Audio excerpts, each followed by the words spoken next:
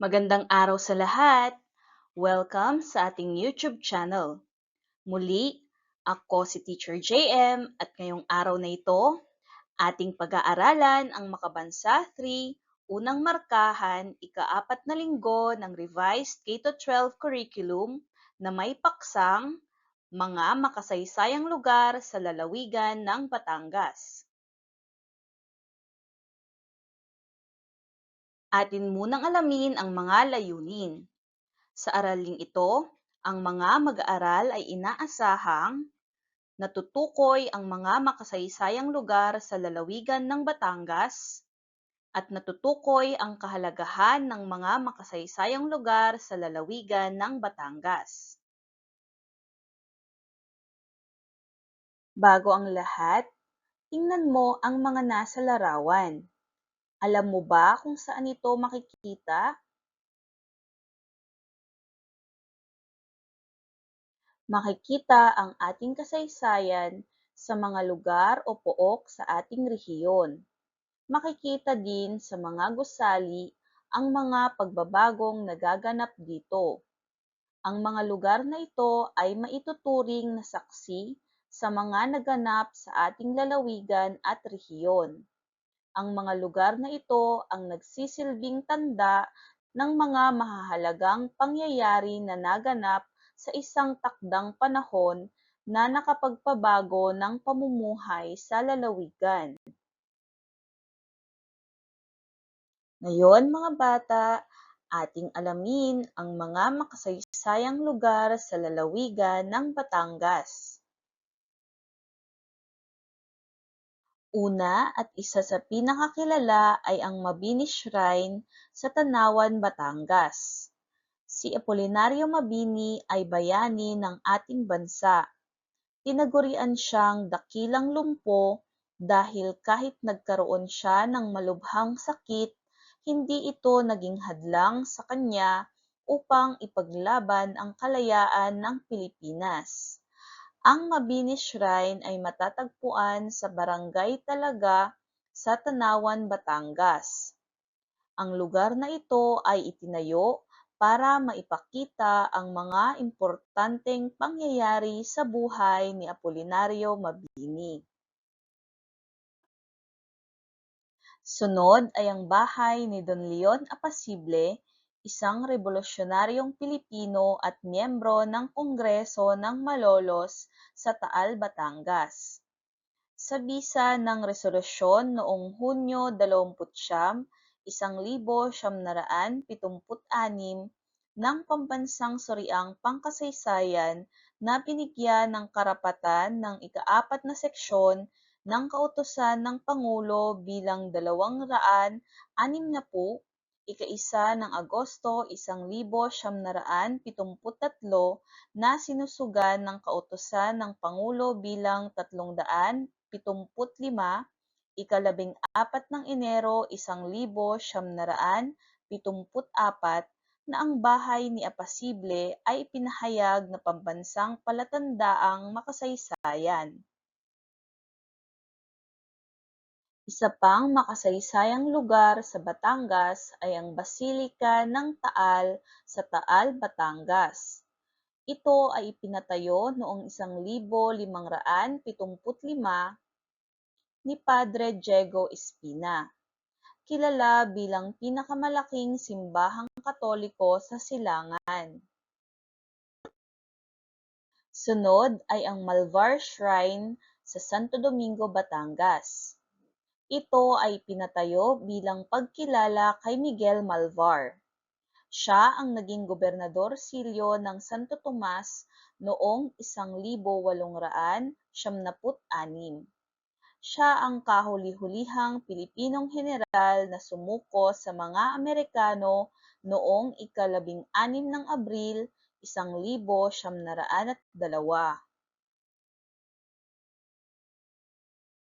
Ngayon naman mga bata, bakit kaya mahalagang malaman ang mga makasaysayang lugar sa ating lalawigan at rehiyon? Mahalagang malaman natin ang mga makasaysayang lugar sa ating sariling lalawigan at rehiyon dahil ito ay sumasalamin sa ating kasaysayan. Ang mga lugar na ito ay naging saksi sa mga naganap sa ating lalawigan at rehiyon, kaya kailangan natin itong ingatan at pahalagahan. Ngayon naman mga bata, dumako tayo sa isang pagsasanay. Handa na ba kayo? Simulan na natin. Bago ang lahat, atin munang basahin ang panuto. Iguhit ang puso sapat lang kung ang pahayag ay tama at bilog naman kung ito ay mali. Ngayon mga bata, bibigyan ko kayo ng 3 minuto upang basahin at sagutin ang mga sumusunod na pahayag. Handa na ba kayo? Simulan na natin.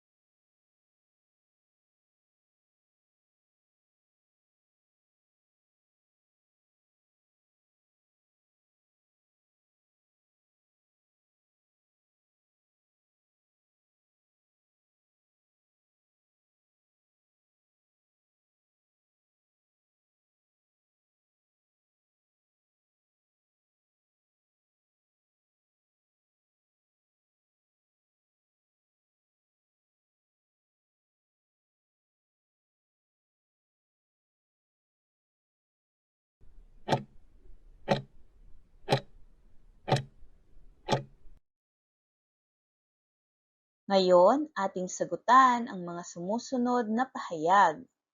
Una, si Apolinario Mabini na tubong Batangas ay tinaguriang dakilang lumpo. Ito ba ay puso o bilog? Mahusay, ito ay puso. Sa ikalawang pahayag naman, ang bahay ni Don Leon Apasible ay makikita sa Calamba, Laguna. Ito ba ay puso o bilog?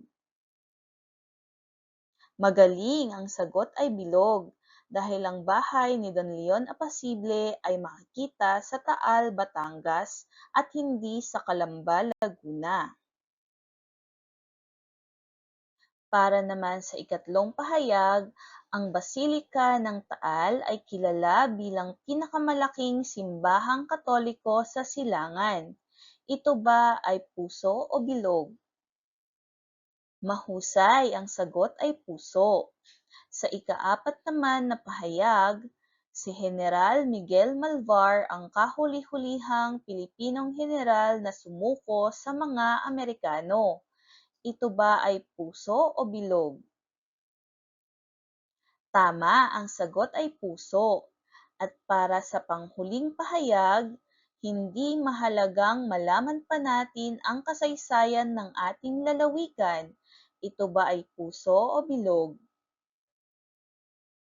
Magaling, ang sagot ay bilog dahil mahalagang malaman natin ang mga makasaysayang lugar sa ating sariling lalawigan at rehiyon dahil ito ay sumasalamin sa ating kasaysayan. Hayan mga bata, sana ay marami kayong natutunan tungkol sa ating paksa ngayong araw na ito, ang mga makasaysayang lugar sa lalawigan ng Batangas.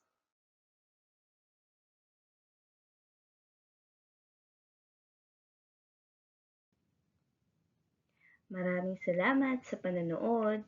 Muli, ako si Teacher JM at please subscribe sa ating YouTube channel. Paki-like, comment, and share na rin. Maraming salamat!